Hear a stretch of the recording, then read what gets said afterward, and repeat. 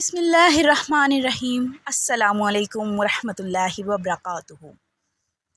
یہ کہانی ہے ایک ایسے انسان کی جو سونا نہیں بانٹتا تھا بلکہ محبتیں بانٹتا تھا، جسے دنیا آج بھی یاد کرتی ہے، جس کا نام حاتم طائی ہے۔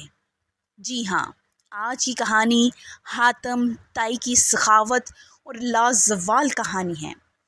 عرب کے ایک مشہور قبیلے میں ایک شخص پیدا ہوا جس کا نام حاتم بن عبداللہ الطائی تھا۔ وہ اپنی سخاوت، مہمان نوازی اور نیک دلی کے لیے دنیا بھر میں مشہور تھا۔ اس کی سخاوت کے قصے آج تک لوگوں کی زبانوں پر ہیں۔ حاتم طائی بچپن ہی سے دوسروں کا درد محسوس کرتا تھا۔ ایک دن وہ اپنے باپ کے ساتھ کھیتوں میں گیا۔ وہاں ایک مزدور دھوپ میں کام کر رہا تھا اور بہت پیاسا لگ رہا تھا۔ حاتم نے اپنے مشکیزے سے سارا پانی اس مزدور کو دے دیا۔ باپ نے کہا، بیٹے، تم نے خود کے لیے کچھ نہیں چھوڑا۔ حاتم مسکرا کر بولا، ابا جان، جب دوسرا پیاسا ہو تو میرا پیاسا رہنا کیسا؟ یہ سن کر باپ کے چہرے پر فخر کے آنسو آ گئے۔ جب حاتم جوان ہوا تو اس کی سخاوت مشہور ہونے لگی۔ ایک دن کچھ قافلے والے رات کے وقت اس کے قبیلے کے قریب آ کر رکے۔ وہ بھوکے تھے مگر ان کے پاس کھانے کے لیے کچھ نہ تھا۔ حاتم نے اپنے قبیلے کے لوگوں سے کہا، جو کچھ تمہارے پاس ہے وہ لے آؤ، آج یہ سب ہمارے مہمان ہیں۔ قبیلے کے لوگ کہنے لگے، حاتم، ہمارے پاس تو تھوڑا سا ہی کھانا ہے، ہم خود کیا کھائیں گے؟ حاتم مسکرا کر بولا، اللہ کا دیا ہوا کبھی کم نہیں ہوتا، آؤ بانٹ لیتے ہیں۔ اس نے اپنا اونٹ ذبح کیا، آگ جلائی اور خود اپنے ہاتھوں سے کھانا بنایا۔ قافلے کے لوگ حیران رہ گئے کہ رات کے جب سب سو گئے تو ایک مسافر جاگتا رہا۔ صبح اس نے حاتم سے پوچھا، اے نوجوان، تم کون ہو؟ تم نے ہمارے لیے اپنی سب چیز قربان کیوں کر دی؟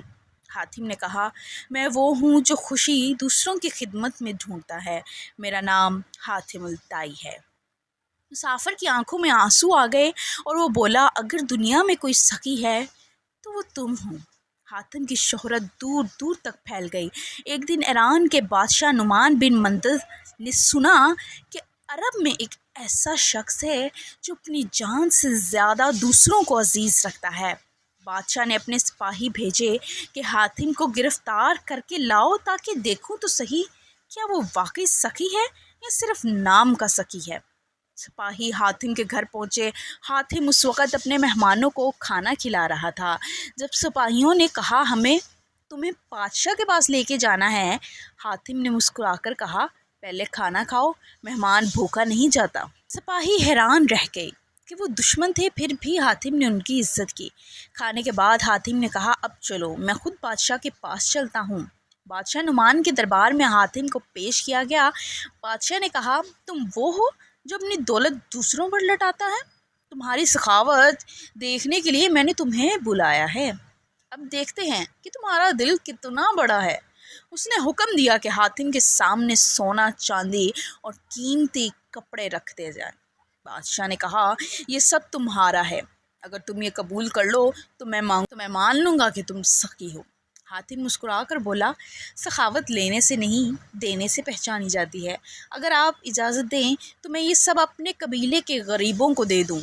بادشاہ حیران رہ گیا، پھر بولا، اے حاتم، تم جیسے لوگ زمین پر کم ہوتے ہیں، میں تمہیں آزاد کرتا ہوں اور تمہیں اپنا دوست مانتا ہوں۔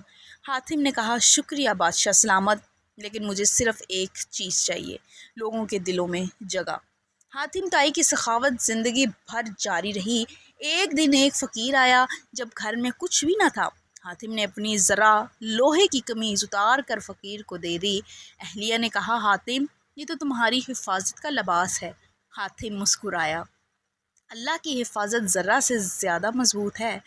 حاتم طائی کی زندگی ہمیں یہ سبق دیتی ہے کہ سخی وہ نہیں جو دولت سے دیتا ہے، بلکہ وہ ہے جو دل سے دیتا ہے۔